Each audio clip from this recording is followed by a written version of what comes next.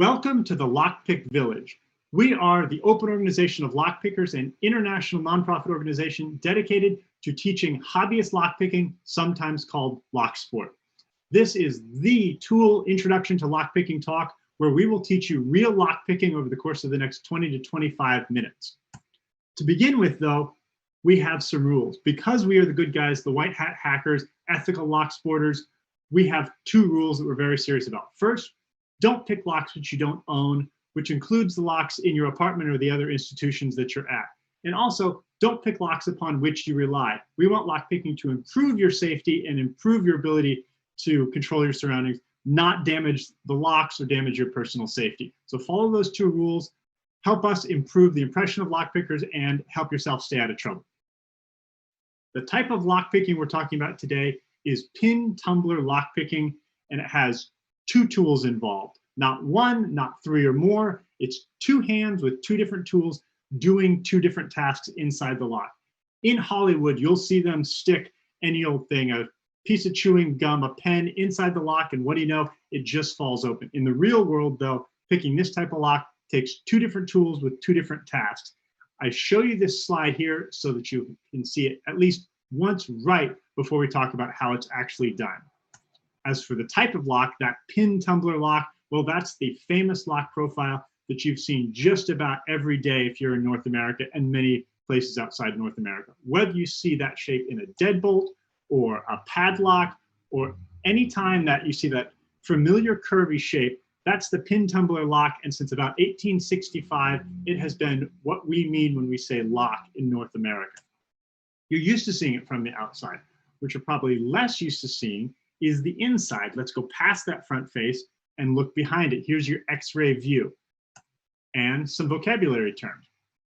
There's a lot of terms here. The one I want you to focus on is that one right in the middle, that blue pin, which we call the driver pin.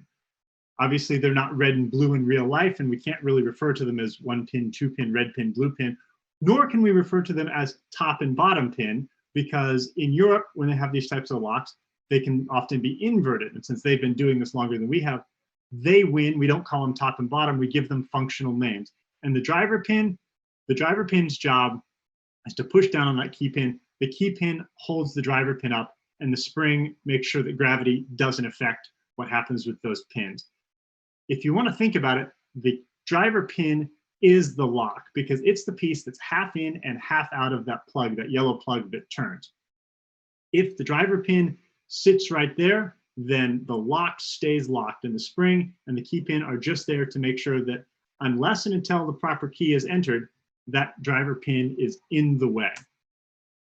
We talk about the driver pin being in the way. What we mean is it's at this dotted line called the shear line. The shear line isn't a part of a lock, it's a place, or it's really an absence of thing, which is the separation between, again, the plug that turns and the housing that doesn't. As long as there's something at that shear line, usually the driver pin, the lock is locked, won't turn, and won't open. Here's what it looks like when you try to turn the lock with the driver pin still in place. It wobbles a little bit, but it doesn't open. Think of that driver pin as saying, no, no, still no, try again, I'm locked. The way to change that is with a key. All the key's job is to displace, fill up that space so that the key pin rises up, which in turn pushes the driver pin up.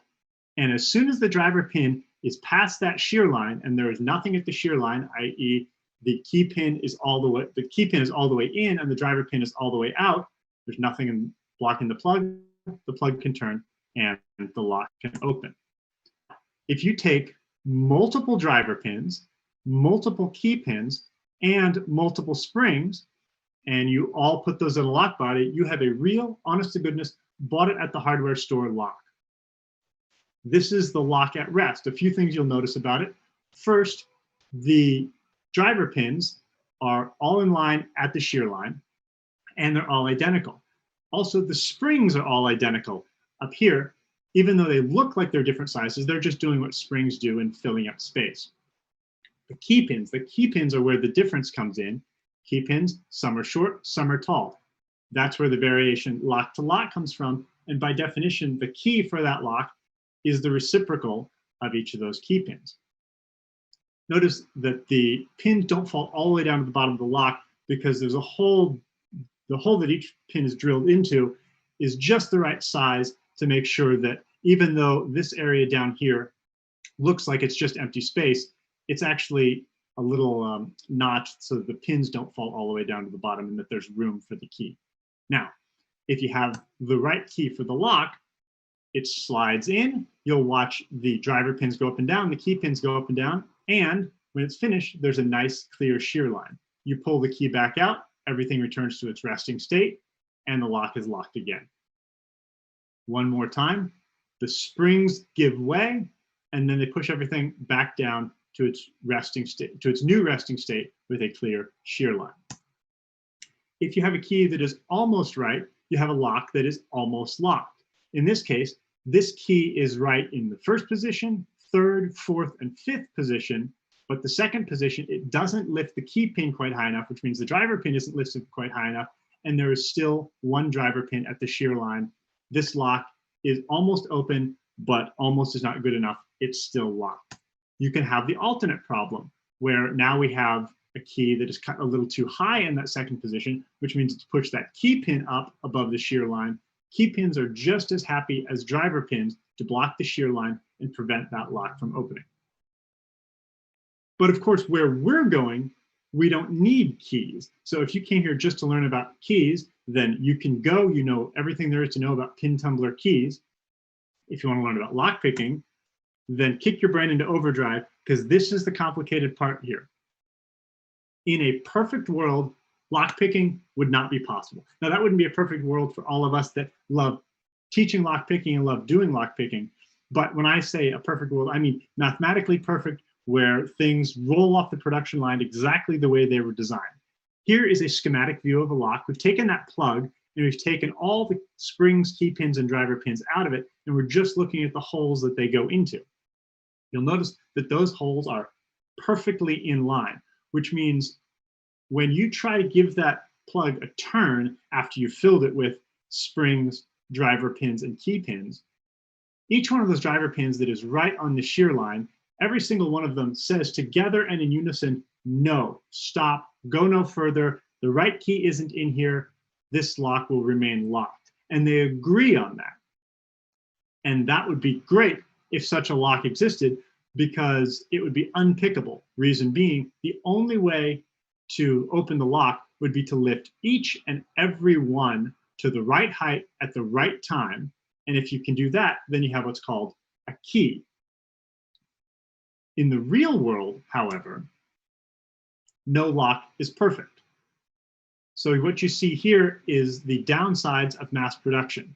Cheap locks, not bad locks, just inexpensive locks built with different priorities in mind, cost effectiveness being one of them. So here you see the chipping, the marring, the misalignments, the rusting that comes from a real world piece of equipment.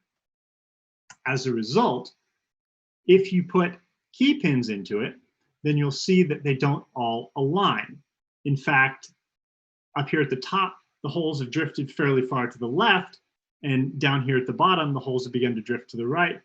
Of these 1, 2, 3, 4, 5, 6 pins, only about one of them is in the center where it's intended to be. All the rest of them wobble a little bit.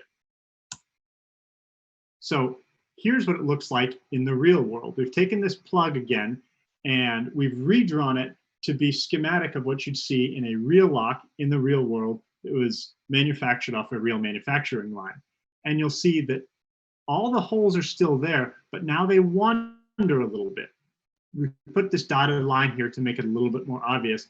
And you can see that the 1, 2, 3, 4th pin here is the most out of line. If they are not perfectly in line, then by definition, one of them has to be the most out of line. In this case, in this particular example of a lock, it's the 4th pin that is the furthest to the right, which means if we were to give that plug a turn, well, it wouldn't open because it's not that bad, but what it would do is it would stop on the one and only one driver pin that is actually in the way, which is the one furthest to the right. So you can think of it as 5 pins, but now instead of agreeing whether the lock should stay closed, 4 of them are silent. They don't even notice that the plug is being turned. One and only one of them is saying, stop, go no further. In other words, you've paid for 5 pins worth of security, and you're only getting this 1 pin worth of security right now because of manufacturing tolerances in the lock. So it stands to reason that if this is the one and only 1 pin that is blocking your progress, if you could reach inside the lock with some sort of lock pick and lift up on that key pin, it would lift up on the driver pin. And if you manage to get that driver pin above the shear line, then nothing would be stopping the lock from turning, and it would turn. How far would it turn? Not a lot, just until it stopped at the next pin that was in the way. On this diagram, it might be the first one. You have to figure that out for yourself, lock by lock, pin by pin. Remember, these are not intentional. These are manufacturing defects or manufacturing tolerances, but that's the nature of hacking. Given an inch or given a fraction of a millimeter, we will take a mile. This allows us to pick each pin individually using only 1 lockpick. So let's go look back at that attempt without a key. If you turn the plug turns a little bit and then stops on that driver pin. We call that the binding pin. If you can find the binding pin, then your job is solve the binding pin. Lift up on it just enough such that the key pin pushes the driver pin above that shear line, and watch what happens, something magical. The plug turns under the driver pin and the driver pin can't go home again. One more time. Once the driver pin goes above the shear line, the door closes behind it and it traps it up there. In other words, it's mechanical autosave. It's like a ratchet mechanism, not designed that way. It's an effect of the manufacturing tolerances, and we're going to exploit the heck out of it to allow us to set multiple pins in a row until there are no more to set and the lock falls open. Here's what it looks like in practice. We're first going to tension the lock. If there's no tension, then you're not picking the lock, you're just lifting up pins and they'll fall right back down. You need to tension the lock to create that bind in the first place. Once you've created the bind, your next job, find the bind. Go through the pins sequentially, lift up on each one till you find one that has a little bit of a grind, crunch, creak, something, anything other than the squishiness that says it's not the binding pin, it's just the spring. This may take a little bit of practice, keeping track of where you are in the lock and learning how to feel the subtle differences between the pins. That's the skill of lockpicking. But as you get better at it, you'll be able to find each binding pin, push it up just the right amount, get the click, get the feedback, get the little bit of turn of the lock that tells you it's set, and then you go on to the next one. Do that for as many pins as there are in the lock, and the lock will just fall open. This is not like a big safe lock where you gotta ka-chunk it open at the end, because you've been turning since the very beginning and taking away each and every obstacle to the turning.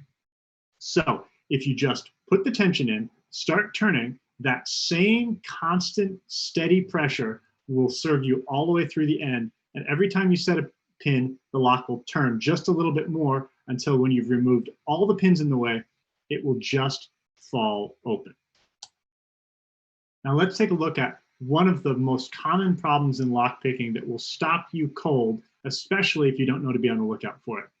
We call it overlifting, and that's when you replace one problem with another by putting the key pin up above the shear line where the driver pin normally is. You see this person picking along had a short one in the 4th position and another short one in the 3rd position, which means when it comes time to pick the last one with a little bit taller key pin, they lift it too high and it gets bound above the shear line. The only way to get out of this position is to release your tension down here, shake the Etch-a-Sketch, and lose all your progress. So just like getting a haircut or salting the soup, you can always go back and do more. It's very hard to go back and do less. So light hands, small movements. Remember how small these pieces are and avoid overlifting. You'll save yourself a lot of trouble. And of course, if you do get stuck, that's okay. Shake it out, shake your hands out, shake the lock out, start over. You'll do better next time. We've talked a lot about what this hand is doing using the lock pick, but let's talk about the unsung hero, the turning tool.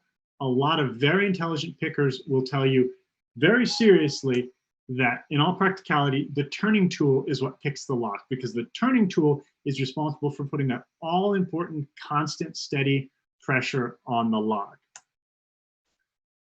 As far as how to apply that pressure, well, first, we like using that big finger, the precision digit, and put it far out on the turning tool so that you can use leverage and amplify any feedback you get. Next question, how much turning pressure? And I will tell you honestly, there is good reasons to do light pressure and there's good reasons to do heavy pressure. And someone who tells you one or the other isn't wrong, they're weighing different things. We at the Lockpick Village tend to tell novice lockpickers, start off with light pressure. That has a lot more to do with not damaging the locks or the equipment than it does with being the most effective way to pick locks. A lot of very good lockpickers tend to use quite heavy tension, but very carefully modulated heavy tension. They use the right amount of tension to get the feedback from the lock. So experiment with the tension levels, but most importantly, don't put on more than you can confidently, comfortably, and safely use. As for the type of picks, you'll probably have a lot of picks in your kit.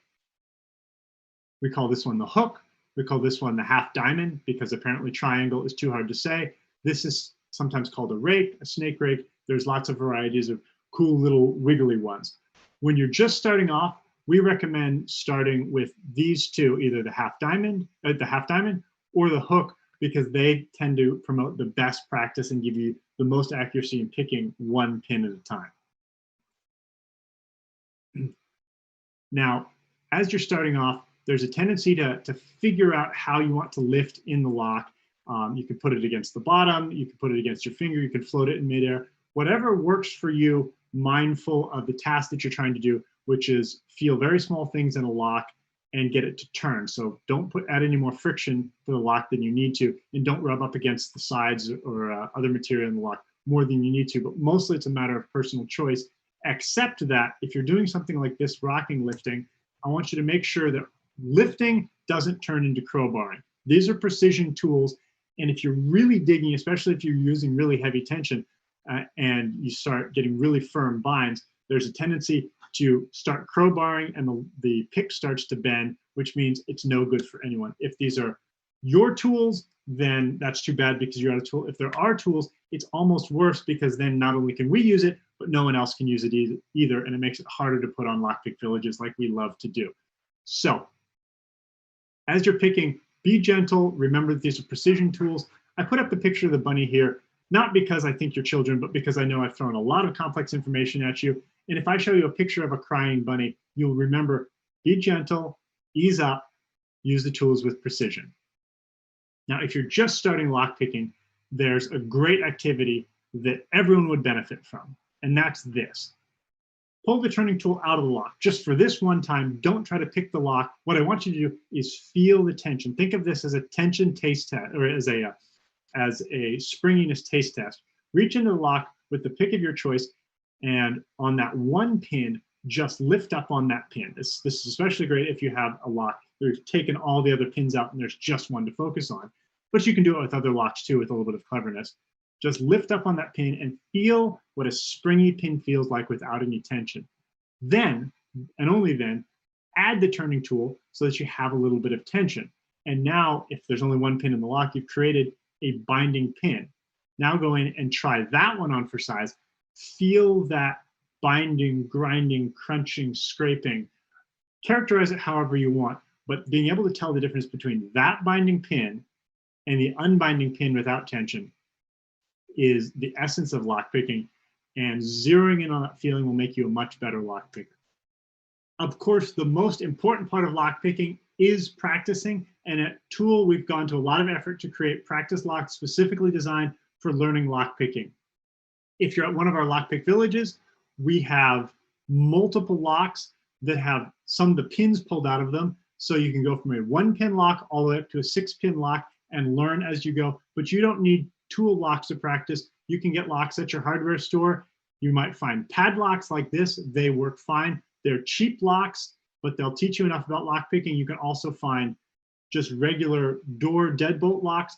It doesn't matter what type of locks that you get, as long as you sit down with them, you practice with them, and you have enough of them that you have the variety, so you're not learning how to pick a particular lock, you're learning how to pick locks in general. Because you're at home, I wanted to run you through some frequently asked questions that we often hear see if we can get you set up on the right path.